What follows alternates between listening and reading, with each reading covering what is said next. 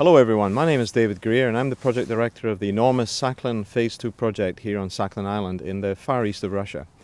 If you don't know where Sakhalin is, I suggest you take a look at the map. It's not quite at the end of the earth, but you can almost see it from here.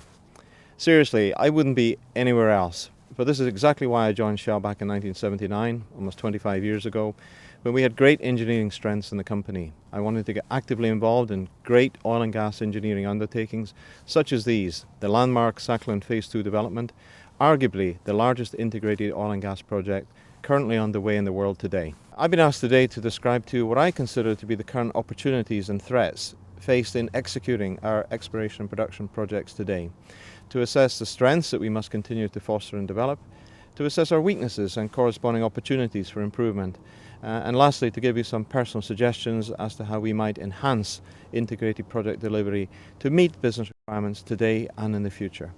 Realisation of our exploration and production, oil and gas production growth targets over the coming 5 to 10 years will critically depend upon the secure delivery of a number of major projects, such as the Sakhalin Phase 2 project, on time, safely, within budget, and with performance in line with predictions.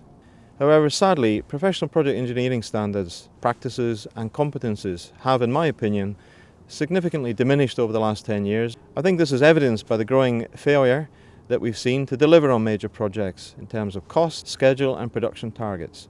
And failure to turn this around in the immediate term will seriously jeopardise future E&P growth targets. Quite simply, I think we need to make the very most of what we have, put project management back on the map in Shell, restore our pride and confidence as an engineering fraternity, revitalise and replenish our core disciplines and skills, and to build a future with them. After all, the future is fraught with opportunity. I joined Shell at the age of 21 when the oil boom was really taking off in the northern North Sea. I watched the local industry in the United Kingdom grow as I was about to leave school. It was the only industry I ever wanted to be involved with. I have to say it's been a long and fascinating journey over the last 25 years, comprising many different countries and environments, and I really wouldn't change or swap any of the experiences I have encountered. The past was very exciting for me, but I believe the future will be even more so, provided a number of factors and conditions change. As we all know, the future of our industry lies in exploring more challenging locations, such as deep and ultra-deep water, as well as frontier opportunities, such as Sakhalin Island, that have hitherto been inaccessible. I believe that Shell must approach these challenges and opportunities by actively rebuilding and deploying the full range of engineering, project management and new technology application skills and services to frame, plan and execute such major projects onshore, on the shelf and in deep water. Project management has been called by some people both an art and a science. I actually believe that mastering the science of project management provides an excellent foundation for the art of leadership. After all, the necessary skills are common to both. There's no question in my mind that the best project managers are also outstanding leaders. They have vision, they motivate, they bring people together, and most of all they accomplish great things. Indeed, when you listen to the experts characterize the creative attributes of the great project managers, their skills can often seem mysterious and magical, as though the good ones are born and not made. I actually disagree with this born leader theory. While great managers may possess certain intangible qualities, much of what they do can be learned. The problem I have, one of the questions I have for you, is how many great project managers do we have left in Shell? Do we do enough as a company to identify them, to train them, and set them up for the great challenges that lie ahead? Someone asked me recently why we don't have many great project managers. I have some views on that. It's a rather risky business. When we are successful as project managers, there are numerous people who will claim to have fathered that success. When we have failures, failure is an orphan. And that's rather sad, because project management has got tremendous potential. That is where the action is. Project management and project engineering offers an outstanding career, far removed from the Laplace transforms and heaviside functions we used to study at university, and miles away from the growing trend within our company of pushing view graphs, PowerPoint engineers. Project management, project engineering is about leading people, being out in the field here, dealing with the challenges of cost, schedule, quality, HSE, stakeholder management and sustainable development. It's an outstanding career and we need to restore pride in this discipline, this great discipline, and replenish and rejuvenate the skill pool that we will have to rely upon and depend upon to execute these great challenges ahead. As project practitioners, our collective task will be to ensure that Shell's E&P oil and gas production targets are met over the coming years, which is quite some responsibility. The question I would like to put to you is, do we have enough people? Do we have enough youthful people, mobile people, experienced people to take up these challenges? We have had enormous difficulties in trying to mobilize people to this beautiful island of Sakhalin. And what a fantastic environment it is, what a great engineering challenge it is, but yet we struggle to find and attract people to take up this challenge. We certainly have an amazing range of technologies and techniques at our fingertips.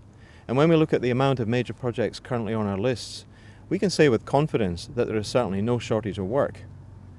We also do have highly talented, highly motivated people on this project to do the job. However, whereas the amount of work and the advances in technology are not in question over the next 10 years, the ability to get the right people is, in my opinion. There are no unimportant jobs on any project, and there are certainly no unimportant people on a project team. It's people that make projects happen, and nothing else comes close.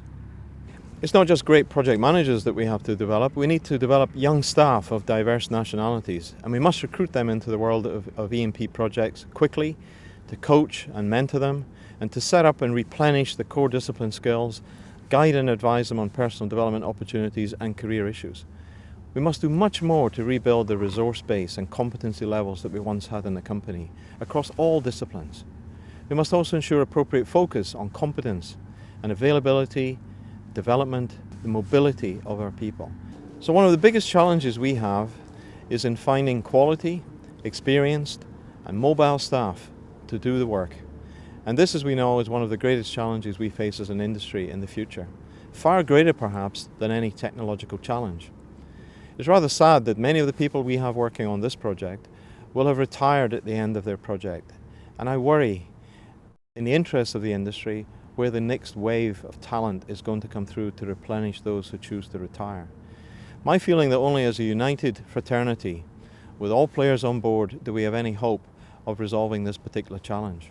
We also need to do a better job selling our profession by publicly celebrating engineering successes and milestones to attract new and youthful blood to the engineering fraternity, spending less time dwelling on the failures, learning fast and moving on. We must actively campaign within Shell to attract, retain and deploy the people needed to deliver our vision. And this also involves recognising and compensating for the very frequent travel and short assignments, and addressing the different lifestyle implications for project practitioners who work on special working patterns. It's rather sad for me as an engineering professional to note the serious decline in graduate engineering intake, offset of course by huge increases in such new sciences as sports science, something that never existed when I was at school. Special emphasis must also be placed on recruiting a diverse and mobile workforce, in particular via recruitment efforts to attract graduates from countries such as China, India and here in Russia, where we have an outstanding pool of talented people who bring with them novel and innovative skills which will add to our diverse skill pool. I think project management is a great profession, and I honestly think the very best is yet to come. I'm an eternal optimist, and I firmly believe that once we get more young and mobile engineers on our books and show them what an exciting and challenging industry this is, they might just decide to stay. That is what I did. Provided we can restore the pride and the passion within engineering and revitalise the core skills and disciplines that served us very well in the past, and replenish and rejuvenate our limited pool of mobile project practitioners, I'm confident that we can conquer the challenges ahead and put Shell back at the top of the league of engineering excellence. When you hear people talk about E&P projects, don't just think that E&P stands for exploration and production. E&P stands for exciting prospects, enormous projects, experienced practitioners, exuding passion. Nothing happens without passion, encouraging pride, and last but not least, enterprising people. I'm sorry I couldn't be with you all during your conference. I'm much too busy and much too happy enjoying myself out here on the front line where project management really takes place. I do hope though that my views have been of some use to you and it stimulates some discussion, and I'd like to wish you all success in delivering your own individual projects as advertised. Do svidaniya from Russia.